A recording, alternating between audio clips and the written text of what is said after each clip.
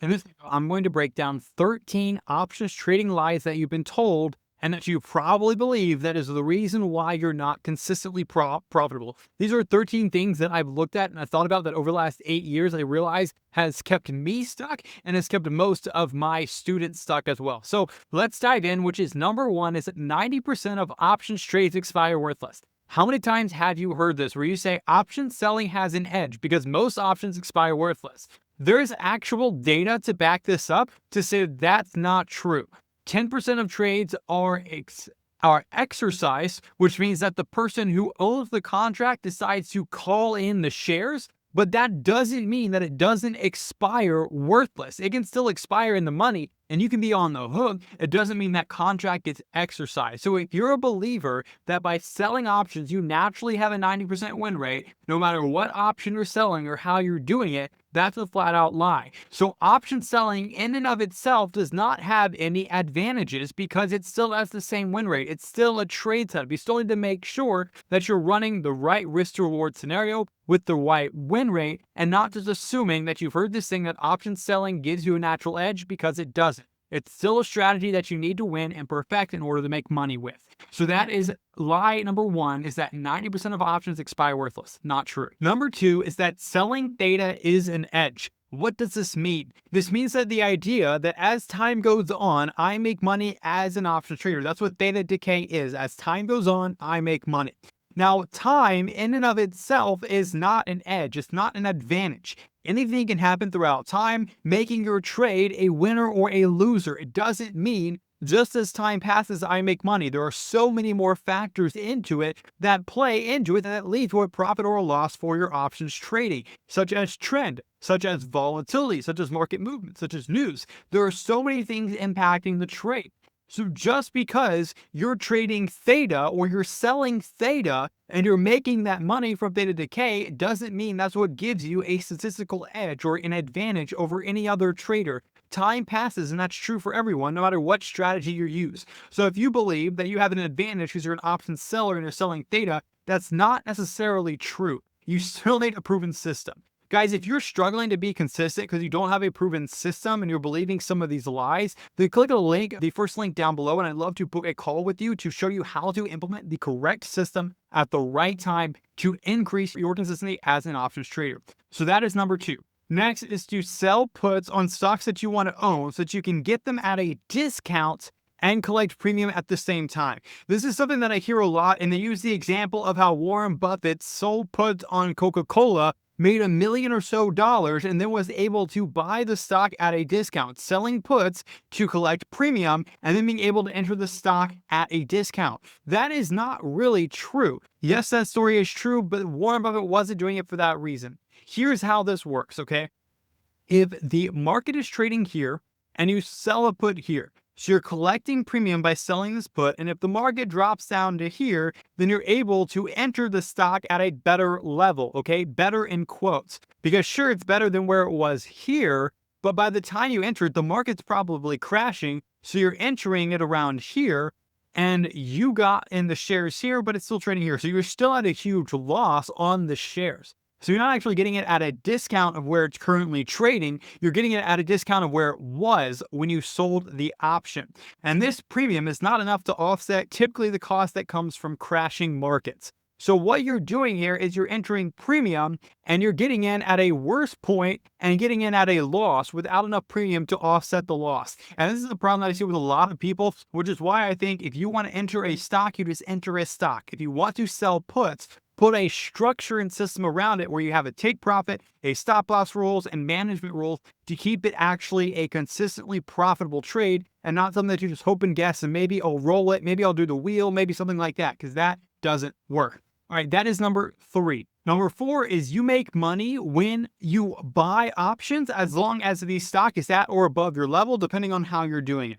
Long options do not matter where the strike price is. If it is out of the money, you will make no money. Depending on how far in the money it is, depends on how much money you'll make, but it doesn't actually matter. If you are buying an option, treat it like a stock. You want to buy it at a lower price and sell it at a higher price. There are so many different Greeks that impact the price of an option.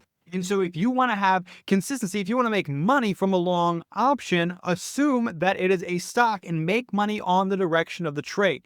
AKA, if you're going to buy a put to make money from it, wait for the market to drop, see a bearish flag or something that indicates the market's going to go down, and trade it in a downward direction. If you want to make money buying a call, wait for the market to trend up or look for a spike up or a flag that's pushing up, and buy a call so that you can buy low and sell high. The fact that you're going to make money on different strike prices when you buy options is not true. That really only applies to selling options. So that is lie number 1. Lie number 5 is you can't go broke taking profits. Boy, have I heard this one way too many times of people who have been in a trade way too long and they've been feeling the pain of having losses. And as soon as they see some profit, they take that profit and move on. I know if you've been trading for any amount of time, you've experienced this, you've done this yourself, and that's just because of emotions that get in the way. But what this means is that if you only take small profits, but yet you take large losses, long term, you're not going to win. Okay? You need to be able to collect enough profit when you win to be able to offset your losses and more. If you can't offset your losses, which tend to be larger anyway, because you're not cutting your losses fast enough, you're not going to profit long term. So taking small win, followed by a large loss, which is what most options traders do, is the reason why you're not consistent and not profitable. Most option sellers lose money, and at the worst, they break even, and it's because of this. They take small win. You need to be able to take up enough profit so that when you lose, you're able to cover it and more. So lie number 5 is that taking small profits can help you win. Lie number 6 is that buying is better than selling options, or selling options is better than buying options. But the truth is, both are good, and it depends on what the market is doing. Okay, I talk about how you can have a strategy, but if you're not trading it in the right market, you're going to lose money. You need to align the right strategy with the right market, and that is true of options trading. If you are buying options and you're in a low volatility environment, you have a chance of doing better than if you were to sell options. If you are selling options when volatility is high, you actually have a higher chance of winning. So buying options and selling options can both do well. It just depends on what the volatility of the market currently is. I talk a lot about this in my coaching program. When volatility is high, we then go to credit-based strategies. And when volatility is low, we go to debit-based strategies. So that not only are we playing off the direction of the trend, but we're also playing on the volatility's movement so we can profit faster and have higher win rates. And if you're interested in helping me or allowing me to implement this for you or showing you what to do, click the first link down below. Lie number 7 is that options are a zero-sum game. You probably heard in the stock market that for every buyer, there is a seller. And so there's a zero-sum game, which is the loser loses a certain amount of money and the buyer makes or loses a certain amount of money. Now, to an extent, the same is true in options. If you buy an option, there must be a seller. If you sell an option, there must be a buyer. But the truth is, it's not a zero-sum game. There are not equal winners and losers, because on options, you're not betting on one single thing like a stock. It's only one thing that you're betting on. You're betting on numerous factors. You're betting on an expiration date. You're betting on a strike price, and you're betting on a certain price of the option. So if the option price is not right, the strike price is not right, the expiration date is not right, you will lose money. So sure, the transaction is a zero sum, but the fact of you winning is not a zero-sum game because of all the factors that go into it. Guys, option selling is way more complicated than stocks. So you have to understand there's all these other factors that if you don't have them lined up correctly can lead to you losing. And so if you're not being a consistently profitable trader, that may be why. Option selling is not a zero-sum game because you're betting on a ton of different factors: time, strike, and price. Lie number 8 is that in order to be a successful trader, you need to model and emulate what high frequency traders, hedge funds, and institutions do.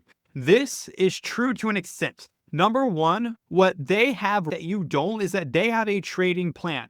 They know what they do, when they do it, why they do it, and a reasoning for it that actually makes sense. Most of you guys are just entering trades because you think it's a good idea. You may have saw something. You don't have a solid plan. That plan was not back tested. And that plan has not actually been tested with real money. For all those reasons is why you're not having consistency. So yes, you need to be like a hedge fund or market maker for that reason to actually have a plan. But when it comes to what they do, that's not what you should do. A lot of these funds are manipulating the market, changing and doing high frequency trading to actually take advantage of your orders, get in and get micro deals and things like that. You will not be able to do that. Do not play that game. Instead, as an option seller who's doing it yourself, you want to go for longer dated options. I'm talking 90 DTE, 120 DTE, or something like that. The further out in time you go, I found that you have a larger advantage because your win rate increases. You don't care what happens in the short term, so you can't really be faked out of trades and things like that. So if you are trading yourself, do not mimic what the hedge funds are doing who are trading super short, because again, I've also found that zero DTE traders also have the most stress and the highest losses, and so you probably don't want to do that either. Go longer dated. So have a plan, but go longer dated. Line number 9 is that making X number of dollars per week is super easy. This is not true. Your returns vary based on volatility, which you can't control, based on the market, which you can't control, based on the setup, which you don't always control. There are so many factors going into it that you can't be like, I want to make this much money every single week and actually hit it. Now, you can have targets, you can have goals, you can aim for ideas, but the idea that you're going to make the same amount of money every single month is not true. You can have the same systematic plan where you do the same trading every time, but the market might change, the volatility might change, the movement might change, pricing might change, bid-ask spread might change. So the idea of being super consistent is a great idea and something we should strive for by aligning both the strategy and the market together. But the idea that we will always set a certain dollar amount is not something that you should rely on. And if you are, because you're chasing money and you're not thinking about trading from a fundamental game, your wins and losses combined with your win rate need to produce a net positive number, and that long term will make you money. Line number 10 is that this new strategy you saw on YouTube will actually work. Guys, here's the thing. Too many of you guys are so obsessed with shiny object syndrome. You see a new strategy and you're like, I was trading this, but I don't really know. I'm going to try this instead because it looks like it works. Here is the truth that a lot of people don't want to tell you.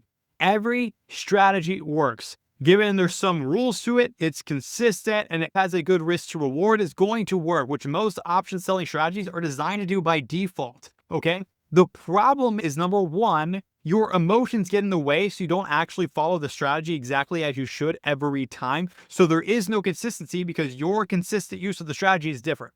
And then number two is because you're not using it in the right market. Guys, I'm a believer that every strategy works, but it only works in the market that it was designed for. This is something that a lot of people don't tell you, is that this strategy is great, but they don't tell you only use it in bullish markets, or this strategy is great, but only use it in bearish markets, okay? So make sure the strategy you're using aligns with what market you're in, okay? And the easiest way to know if this is true is by back testing a strategy and to see on that performance graph over time, what parts did it do very well and what parts did it do bad? The parts and time frames that it did well map out on the chart. Was it a bullish market? Was it a bearish market? Was it a sideways market? What markets did the strategy perform well, and make sure to only trade that strategy during that time. And that will help you boost your win rates, profits, and lower your stress. Line number 11 is that rolling options avoids losses. Boy, have I heard this one a lot, and it's so not true. Guys, when you roll an option, you're taking the loss and you're reopening another position, okay,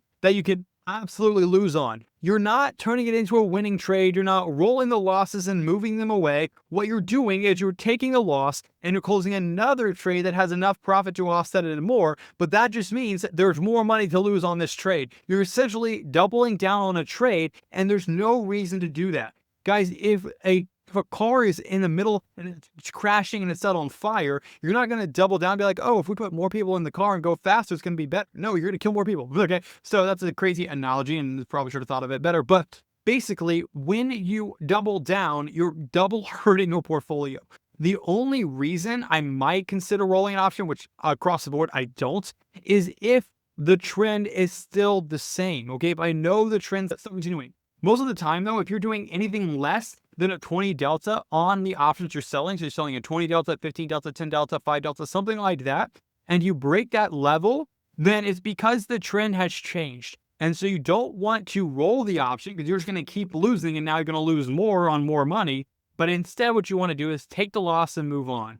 This is the biggest lesson you guys need to learn. If you're losing and you don't know why, you don't know what to do, the easiest thing to do is to take the loss, understand you lost because you didn't have a game plan, and make sure that never happens again because you put a game plan in place. XYZ, I do this every time. Line number 12 is that trading is hard. Here's the truth. If you have a mechanical trading system where you follow XYZ every time, it's not hard. You know exactly what you need to do. Okay. Step 1, I do this. Step 2, I do this. Step 3, I do this. Step 4, I do this. And every single time I do this, and I understand it's a numbers game.